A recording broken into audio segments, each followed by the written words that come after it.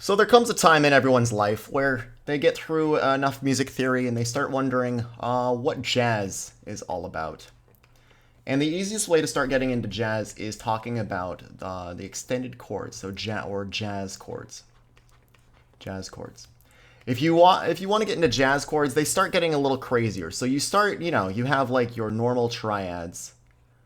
You have your normal triads like this, but then jazz chords will add other notes on top and they will extend. These are called extended or jazz chords because they keep going up and up and up. As you keep going, they can be more and more complex. So we're going to see in this little series how to go about writing jazz chords. We're going to do some review, but you should have a certain number of things under your belt. Those things include, number one, chord qualities, the basic triads. So chord qualities. This is the major, minor, diminished, augmented, how to make those normal, triads, basic triads. Next would be your scales. Probably major and minor would be most useful, at least. Major and minor. Scales. After the scales, you would probably need to know accidentals and keys. Accidentals and their keys. And this kind of goes with the scales anyway. If you don't remember any of this stuff, we will review a smidge, but if you need a bigger refresher, be sure to check the videos in the series. I'll put them in the description so they'll be easier to access for you. Accidentals, also your key signatures is what I said. Key signatures. Key sigs. Okay, if you have these three, you should be okay for this series on jazz chords. In this lesson, we're just going to do the seventh chords. So maybe I can do this and write seventh chords. Seventh chords. A lot of this will be review from other seventh chords that we've talked about, but we're going to see the jazz version rather than the classical version of these. So let's start on C, because everyone likes C. C is the easiest one to start with, because there's no accidentals found in it normally. So the first one is going to be, I guess I'll do them down here. The first one is going to look like this. We're going to take our C, and we're going to simply stack them in thirds. This can be our treble clef again. Okay, so we got our thirds. Now, if you remember from labeling chords, we have our root here, our first, or our root. You can also put R for root. But our first is our root. And then you have your third, not your second, not your third here, but your fifth, and then this is your seventh. The reason these are called the first, third, fifth, and seventh is because you have to imagine the scale. The scale is going like this: 1, 2, 3, 4, 5, 6, 7, right? And then either 1 or 8 again. So we're taking these notes out of the scale and to build our chord. That's why we call them the root, the third, the fifth, and the seventh. Okay. Please do not get confused and say, oh, well, where's the second note? No. These are stacked in thirds. We're working with thirds.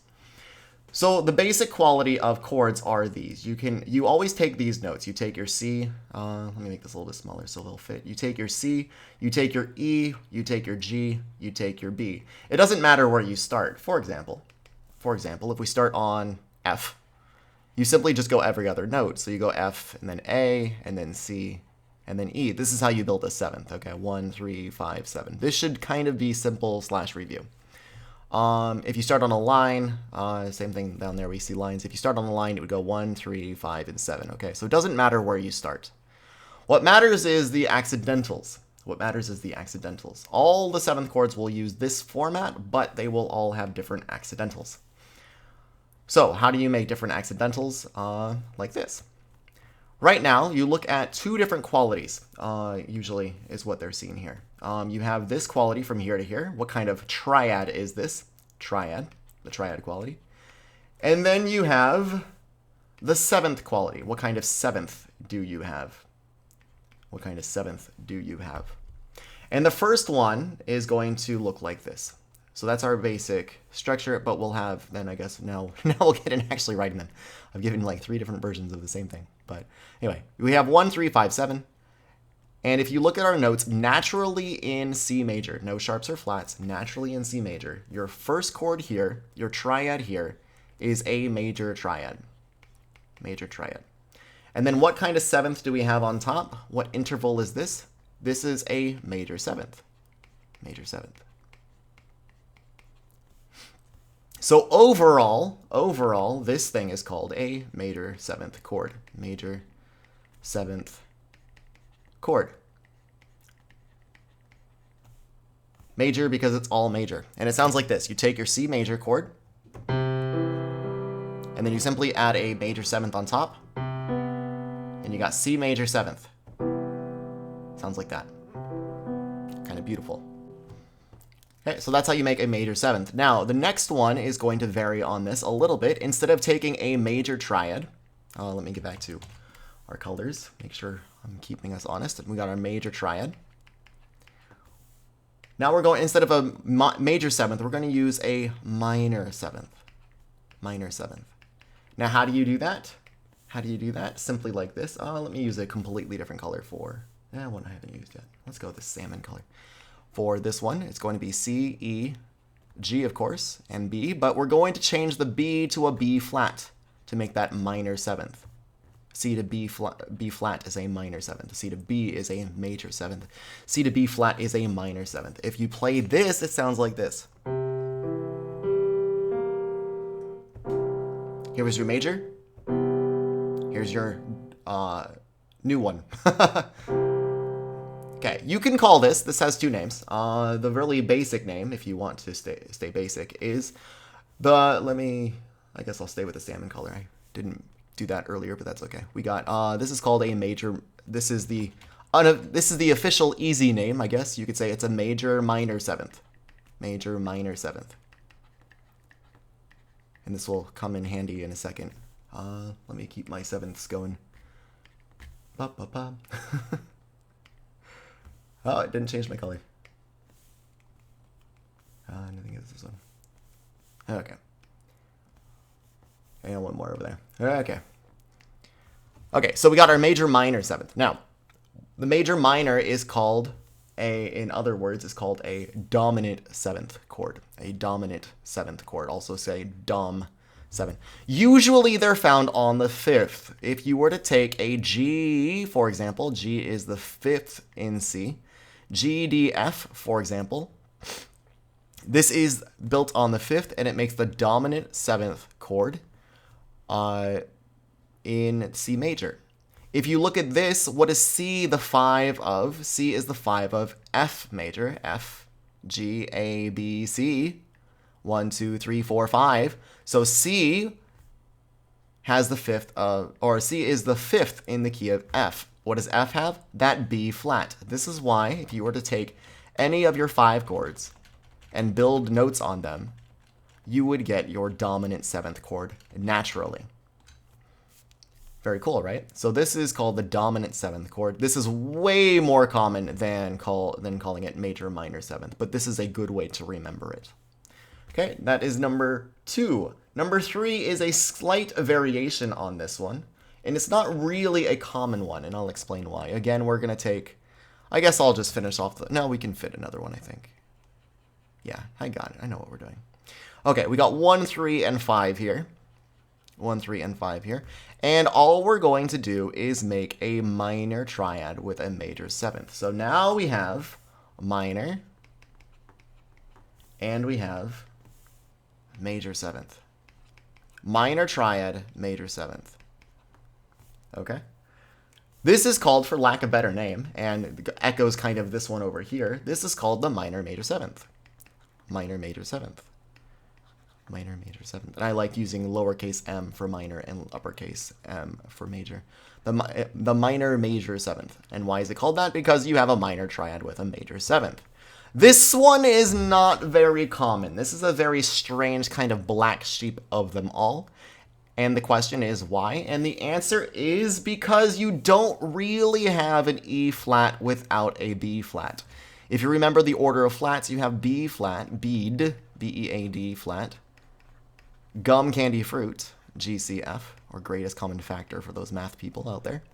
Bead, gum, candy, fruit, bead, greatest common factor. And so we have, if you look at this chord, there's an E flat, which is nice, but we don't have that B flat. The B flat's missing. So how did you skip that? It's kind of strange. It doesn't follow the circle of fifths. It's very, very strange. So let me go ahead and keep that, and I'll just erase this one. Why can't I erase that? Oh, I'm on a very, very slow, weird thing.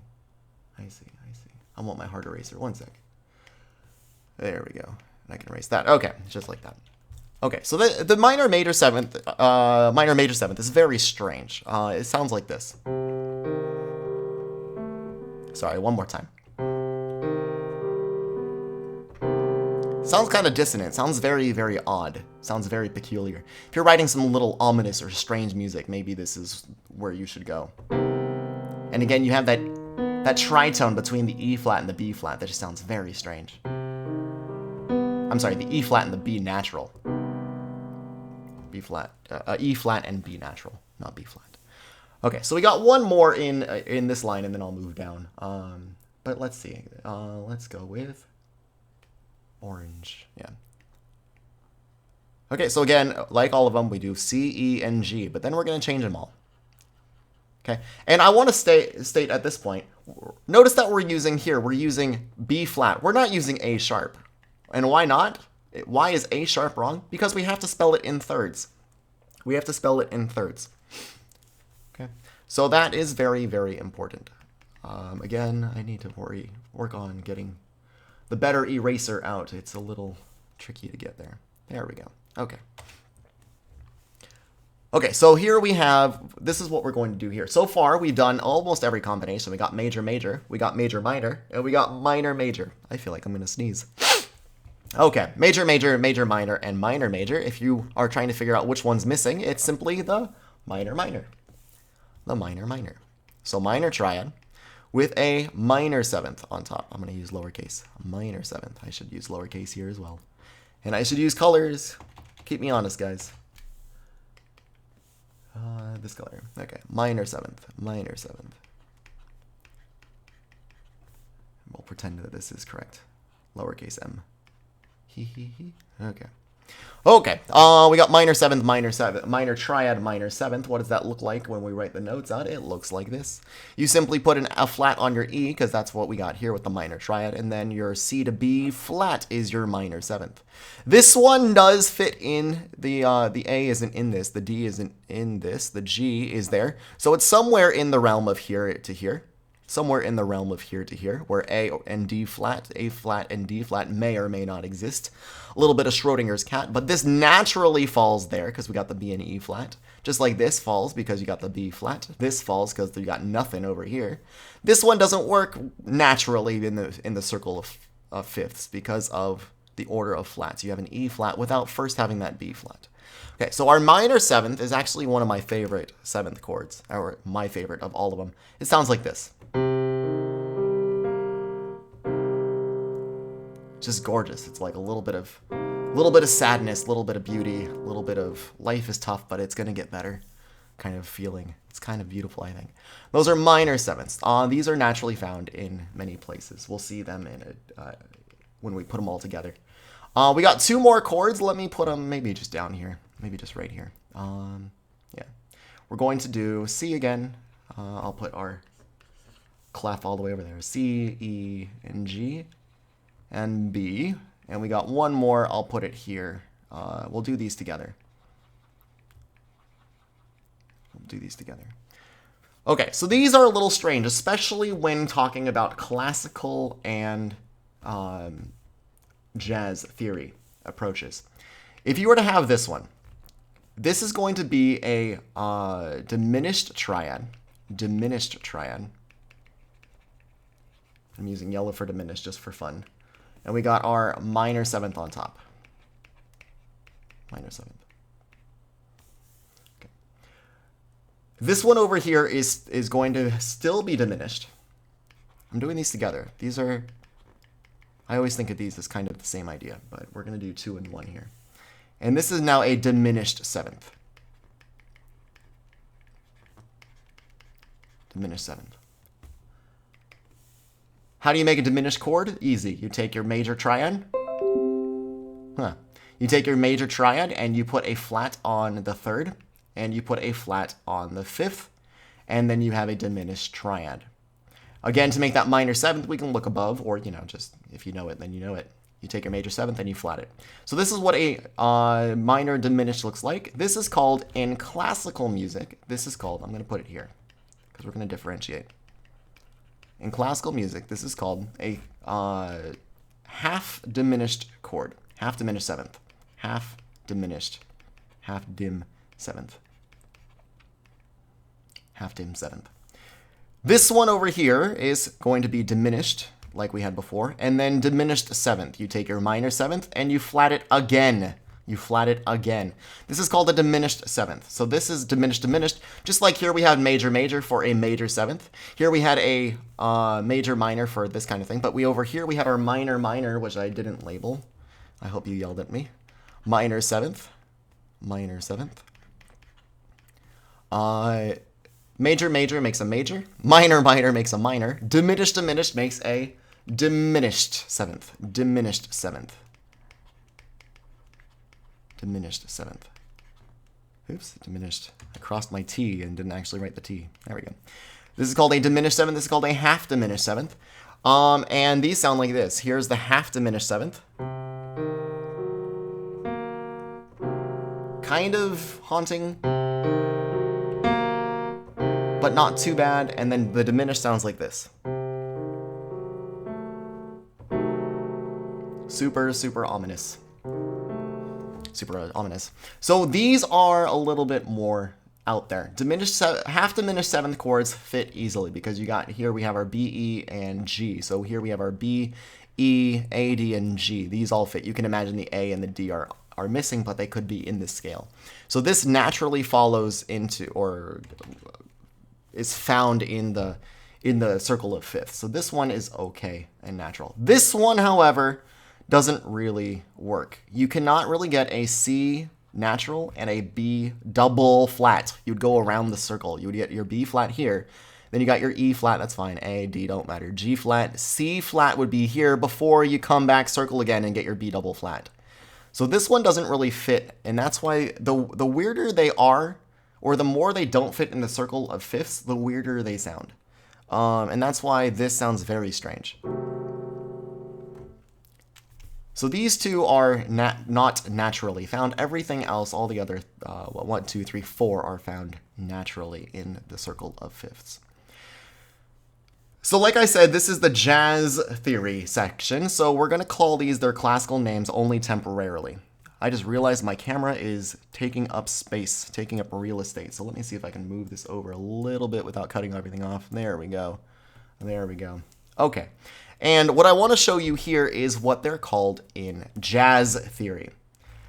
These are called half dim 7 still, or these can be called minor diminished 7ths. Minor dim 7. Minor dim 7ths. This one, however, is a very big oddball. In classical theory, we call them diminished 7ths. However, in jazz theory, they usually, jazz theorists will not usually think of it this way because this is messy bobessi. Messy bobessi. To get away from that, you simply change it enharmonically. So you got your C.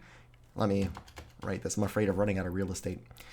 You got your C, you got your E, you got your G. You still flat these things. These are still flatted. But now your B double flat enharmonically becomes an A. So it still sounds the same. I mean, C, E, G flat, and A is still the same thing as C, E flat, G flat, and B double flat, right? It's the same thing. But it's called something different, and it looks a little bit different, but it functions mostly the same way. It's still kind of 7th chord, but it kind of loses its 7th, what am I trying to say? 7th notoriety because it's no longer stacked in thirds. You no longer have a 7th. Now you have a 1, a 3rd, a 5th, and a 7th. I'm sorry, your 7th becomes a 6th. It's a little strange. So the way they talk about these is they call this a diminished add 6 chord. Add 6 chord. Diminished add 6. And if you play it that way, it makes sense. It does make sense. It's kind of overly simplified, but you do have the diminished 7th or the diminished triad right here. So this is your dim part. And then you got your add 6 right there with your add 6. Okay, so this does make sense. It does work. And as jazz theorists are concerned, this is the correct name, is the diminished add 6th. So these are the basic 7th chords. We'll see a little bit more about this next time, but we're going to stop here. And in the future videos, we'll see how to extend these into, or go beyond the 7th chord there, and also how these are found in natural music. Okay, so thank you for watching. Hit the like and subscribe buttons, and I'll see you next time. Have a good day.